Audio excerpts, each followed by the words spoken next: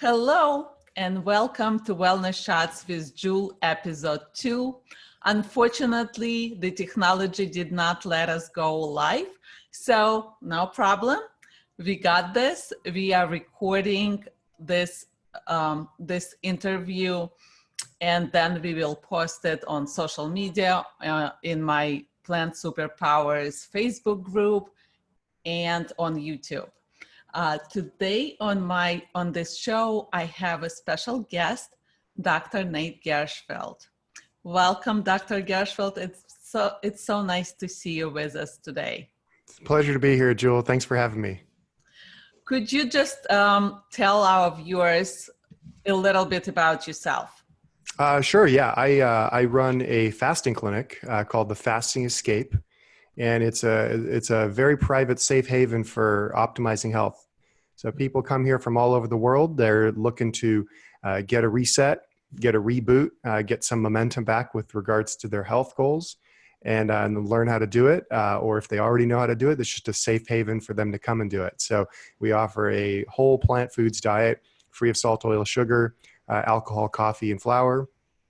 And we offer some supervised water fasting as well. So people can come in, do a reset, reboot.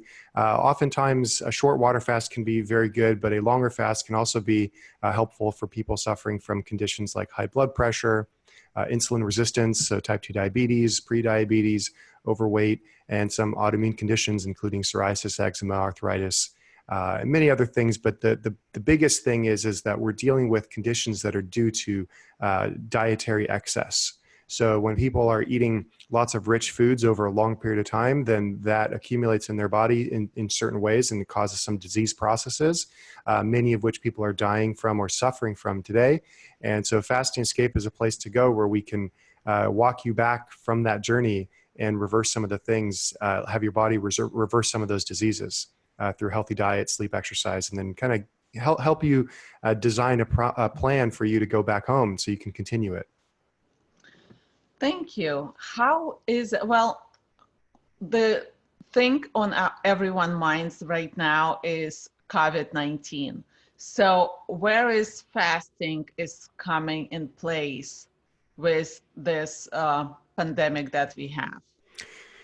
Yeah, this is a very interesting time nowadays. And so there's a couple of things that I want people to keep in mind, which is right now, the majority of deaths are happening with people who have pre-existing conditions. Now, I'm not trying to minimize the people who are dying that we don't know what if any pre-existing conditions, but it's useful to note that if your body is sick, it's going to have less ability to fight off a serious virus like coronavirus in the future. So the biggest predictor of all-cause mortality, death from anything, death from everything, is high blood pressure. Okay, so high blood pressure, essential high blood pressure, that's the name of the diagnosis, is when hypertension is the main diagnosis. This is a lifestyle disease.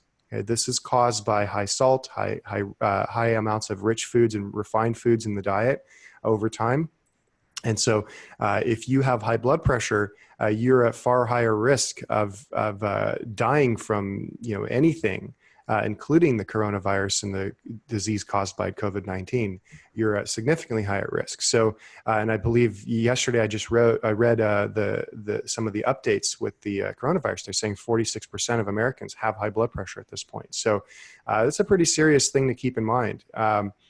Type 2 diabetes is also a major risk factor for contracting the COVID-19. So all these things are really just symptoms of an unhealthy lifestyle, an unhealthy body. And so, fasting as it relates to that is we're trying to take the pressure off of people's bodies so that if this virus or future viruses or anything else really, that your body can heal better.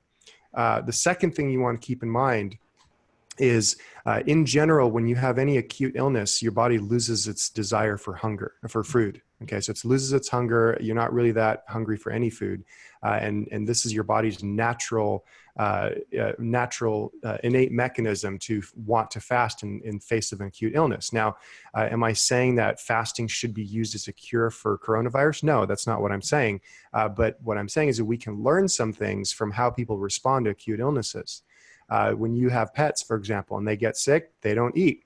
Okay. You have kids, they get sick, they don't eat, they don't want to eat anything. So now people say, well, what if my mom makes me this really delicious chicken soup to eat? Well, that's a little bit different. Now you've essentially hyper-stimulated the taste buds by adding a whole bunch of salt, fat, and sugar to a food. And all of a sudden now your body's overriding that hunger drive, overriding the desire not to eat in favor of a hyper-normal stimuli.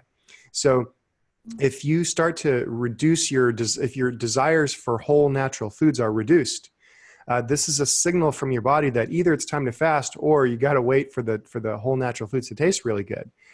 So we can see some of the truths about how the body responds to different things, just what we're seeing now. In general, the other thing you want to keep in mind is, if someone gets a coronavirus, we're not accepting patients to come here to fast away a coronavirus. So we are in Fasting Escape. We deal with patients who have high blood pressure, type 2 diabetes, maybe they're overweight and they're trying to escape the pleasure trap. That's why we called it the Fasting Escape. We're trying to escape the pleasure trap. If you have some autoimmune diseases, but diseases of excess and dietary excess, we're not treating communicable diseases. So, it's a very private place. So we automatically have the social distancing already in place because every room is a private bedroom with a private bathroom inside the room. So people aren't coming in and contaminating, somebody else's surfaces, and we're cleaning everything and screening everybody before they come in. So those are a couple of things to keep in mind with regards to fasting and this pandemic going on. So it sounds like you have a good place for fasting right now. But what I heard you say that it doesn't cure the coronavirus, but would you recommend for people to fast or during this time if they don't have a coronavirus? Yeah, if you don't have a coronavirus, then we revert back to, in general, the general recommendations I make about fasting. So let's back this up a little bit and say, what is a fast? The definition of a fast, a water fast, is the complete abstinence of all food and drink except for water in a period of complete rest. Okay. And the longer it goes, the more likely we're going to want supervision. So a couple of days, not that big of a deal, but the longer we go, that's when your body goes through some physiological changes where it can feel very miserable and your blood chemistry can change, your urine analysis can change. And so as a result, we want to have baseline data. We want to have a professional who can supervise this process and tell you if things are going bad or they're going good. So, and a lot of times people, it can feel like things are going horrible: headaches, nausea, vomiting, aches, pains, and chills. But in fact, the objective data shows that your body's actually doing just fine. So we want to know what the difference is. We don't want to break it prematurely. We also don't want to go past the point of no return with regards to safety. So for all those reasons, it may be a good idea to fast on your own, but just not that long, not past a day or two. So that said, let's now go back to what everybody does a fast. Okay? Everybody does a fast from dinner to breakfast. Okay, that's why it's called break fast, breakfast. Okay, and so your body is what your body does during that time is it repairs and it heals and it processes everything that it went through the day before. And so therapeutic fasting is simply extending that process to maybe a couple of weeks. And what we see is that when that happens, blood pressure comes down, insulin resistance reduces. There's some weight loss, but we don't want to use fasting as weight loss only. We're using it as a Kickstarter. We may use it as a place, as a way to increase the sensitivity of your taste buds so that healthy food actually tastes good. But what people can do at home right now during this pandemic is clean up your environment. Okay, this is the time to do it. Okay, and so let me explain why, of all the things that I could have said, why would I say clean up the environment? And the answer is you can fast anytime. Okay. You can do a once a week fast if that's what you want, one day or 24 hours a day or 24 hours a week or something like that. Or you can come to maybe do it 1 or 2 days every couple months. You could do a longer fast and come to a place like Fasting Escape and do a longer fast if you had some health problems and you wanted to do that. But ultimately, what's going to happen is that if you go back to eating the same foods that you were eating before you started the fast and before that caused all the health problems, if you go back to eating those foods in significant quantities, then you're going to get a lot of these health problems back. It's only a matter of time. Okay. And so the answer to this problem is not that you can change your biochemistry. You can't change the fact that your particular, nervous system is attracted to potato chips, for example, or, chocolate peanut butter or whatever it is. Okay. You can't really change that fact too much. What we can do is clean up your environment so that signal is much more muted. Okay. So if you go back home and you have all kinds of junk foods in your house, now you've just decided, what's essentially happened is you're going to be trying to exercise an enormous amount of discipline and willpower, trying to abstain from these foods. And as we know, there's only a certain amount of willpower and willpower and discipline that you have at any given time. So you can imagine if we go back and look at, say, an alcoholic's taken a lot of hard work and taken a lot of guts to look themselves in the mirror and realize that it's time to quit drinking. And they quit drinking, they're sober for a year or two, and now they're super happy. They're feeling better about their life. And then all of a sudden they get a job as a bartender, dealing with alcohol every day. Well, we know that we can predict that it's only a matter of time before they start drinking again, because all it takes is one bad day, couple bad days in a row, boss yelled at them, customer was rude to them, whatever rattled their nervous system. And now you've got all the tempting substances all in front of them, very easy to access. So this is the same thing that we deal with unhealthy foods. So clean up your environment. And make sure that in such a time, this is the time to go and clean up every drawer that had Skittles in them, or any garage kitchen that has some food in it that you're really not supposed to be eating. Clean it up and make it so that your environment is the safest place to go to when you're trying to eat healthy. Okay, and if you do have a temptation, all of a sudden now you're forcing your nervous system to run a cost-benefit analysis against what would be a lot of effort to go out to the store when you know you're supposed to be at home and under quarantine, and all of a sudden people are going to look at you, and then you might be exposed and you might have to wear gloves or whatever it is. Okay, you're just trying to pit your desire to conserve energy against the benefit, the theoretical benefit of eating an unhealthy substance. So the big thing you can do now is clean up your environment as best you can. The other thing you can do is get some regular and adequate sleep. It's going to turn out that if you sleep adequately and you're rested, the next day you're not going to have as much trouble as far as summoning the discipline willpower that's required to clean up your environment. Okay, and if you sleep pretty well and you're not drinking coffee to disrupt your sleep, let me back up here. Coffee has a half-life of about 6 hours. So if you drink coffee at 8 o'clock in the morning, even in such a time where you may not have to wake up for work, but if you drink coffee at 8 in the morning, you still have about a quarter of the caffeine in your bloodstream by 6 p.m. at night, okay, or 8 p.m. at night. So you're disrupting the quality of your sleep and the quantity of your sleep by drinking caffeine. So now you're getting some good sleep, and all of a sudden now you may have more energy to exercise. Exercise is another thing that actually improves your discipline and willpower. Okay, so with all those three things, it's like I didn't even mention diet. Okay, with all those three things in place, you will have a better grasp on the problem of making dietary decisions in a time that's like no other time in history. And I'm not talking about the coronavirus. The time that's unlike any other time in history is that we have more calories per shelf in the grocery store than our entire ancestors ever saw in their entire lifetime combined. Okay, and so this is an enormous amount of unnatural foods. And so when we look at these unnatural foods and we've tasted them, our brain interprets them as being more valuable because they have more calories. And so your brain, your DNA will hijack your muscles, okay, hijack your body to go and get those foods because those are the foods that your brain interprets as being more valuable. So long answer short, clean your environment, get some good sleep, get some exercise. If you can't walk around the block for some reason, dance in your living room. and clean, get some good healthy food into your body. And if you need to, do a fast periodically here and there, but if you need to do it longer, then you get some supervision.